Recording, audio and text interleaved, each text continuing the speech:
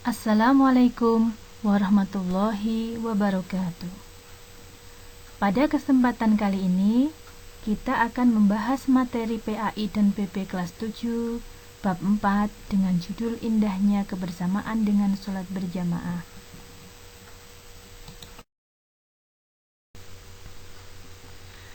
Materi atau pokok bahasan yang akan kita pelajari pada bab 4 ini yaitu yang pertama, pengertian sholat berjamaah.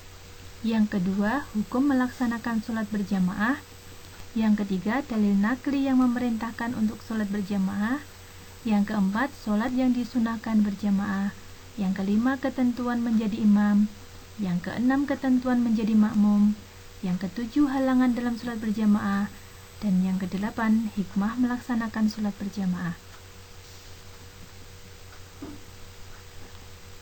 Materi yang pertama, pengertian sholat berjamaah.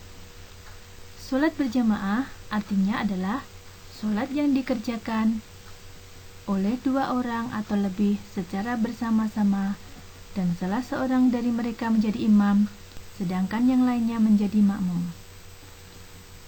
Imam artinya orang yang memimpin pada saat sholat berjamaah. Sedangkan makmum artinya adalah orang yang mengikuti gerakan dan bacaan imam pada saat sholat berjamaah. Makmum dibagi menjadi dua macam. Yang pertama, makmum muwafiq. Makmum muwafiq artinya adalah makmum yang mendapatkan kesempatan yang cukup untuk membaca Al-Fatihah bersama imam, atau makmum yang mengikuti imam mulai dari awal sholat berjamaah sampai selesai. Yang kedua, makmum masbuk. Makmum masbuk artinya makmum yang tidak mendapatkan kesempatan yang cukup untuk membaca Al-Fatihah bersama imam, atau dengan kata lain, makmum yang ketinggalan bacaan atau gerakan sholat imam pada saat sholat berjamaah. Hukum melaksanakan sholat berjamaah yaitu sunnah mu'akkad. Sunnah mu'akkad artinya adalah sunnah yang sangat dianjurkan untuk dikerjakan oleh seorang Islam, karena Rasulullah SAW seringkali melaksanakan sholat secara berjamaah apabila beliau tidak ada aral atau halangan. Dalil nakli yang memerintahkan untuk melaksanakan sholat berjamaah yaitu hadis riwayat Bukhari dan Muslim. A'udzubillahi minasyaitonirrajim. Bismillahirrahmanirrahim.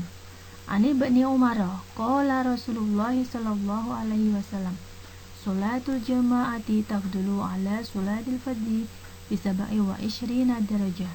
Shadaqallahul adzim. Yang artinya, dari Ibnu Umar radhiyallahu anhu, Rasulullah sallallahu alaihi wasallam bersabda, sholat berjamaah lebih utama dibandingkan sholat sendirian dengan 27 derajat. Hadis riwayat Bukhari dan Muslim. Ada beberapa sholat yang disunahkan untuk dilaksanakan secara berjamaah. Yang pertama, sholat fardu 5 waktu, terdiri dari Isya, subuh, duhur, asar, dan maghrib.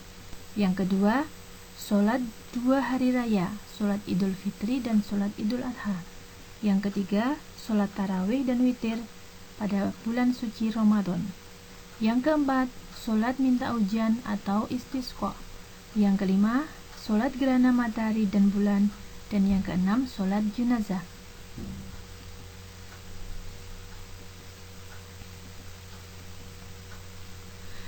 Ketentuan menjadi imam.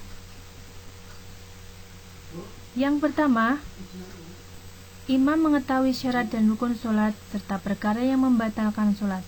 Yang kedua, fasih dalam membaca ayat Al-Quran, terutama Al-Fatihah. Yang ketiga, paling luas wawasan agamanya dibandingkan dengan yang lain. Yang keempat, berakal sehat. Yang kelima, balik atau dewasa. Yang keenam, berdiri pada posisi paling depan. Yang ketujuh, seorang laki-laki bisa mengimami laki-laki dan perempuan, sedangkan perempuan hanya bisa mengimami perempuan. Yang kedelapan, imam tidak sedang bermakmum pada orang lain atau imam yang lain.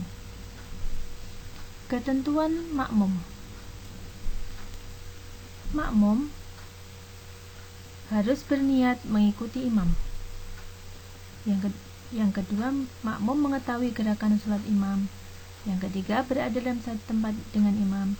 Yang keempat, posisinya di belakang imam. Dan yang kelima, hendaklah sholatnya makmum sesuai dengan sholat yang dikerjakan oleh imam. Dalam melaksanakan sholat berjamaah, ada beberapa halangan yang menghalangi kita melaksanakan sholat berjamaah.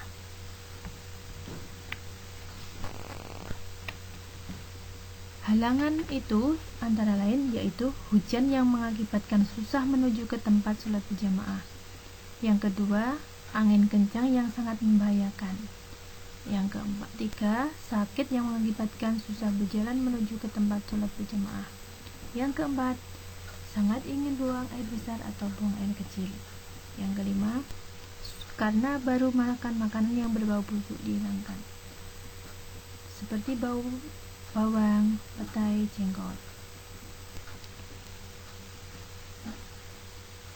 Ketika seseorang rajin melaksanakan sholat secara berjamaah, maka ia akan memperoleh hikmah atau manfaat. Adapun hikmah atau manfaat melaksanakan sholat berjamaah yaitu yang pertama, sesuai dengan sabda Rasulullah SAW dalam hadis riwayat Bukhari Muslim, yaitu jika seseorang melaksanakan sholat secara berjamaah maka ia akan mendapatkan pahala 27 derajat. Yang kedua,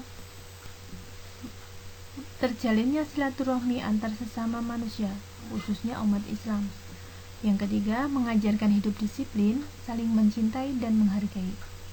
Yang keempat, menjaga persatuan, kesatuan dan kebersamaan umat Islam. Yang kelima, menahan diri dari kemauan sendiri atau egois. Yang keenam, mengajarkan kepatuhan seorang muslim kepada pimpinannya.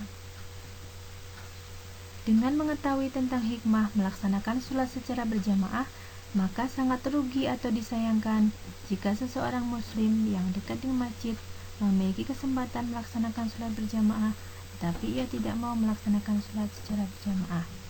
Untuk itu, marilah kita semangat untuk melaksanakan sholat secara berjamaah, terutama sholat fardu di masjid.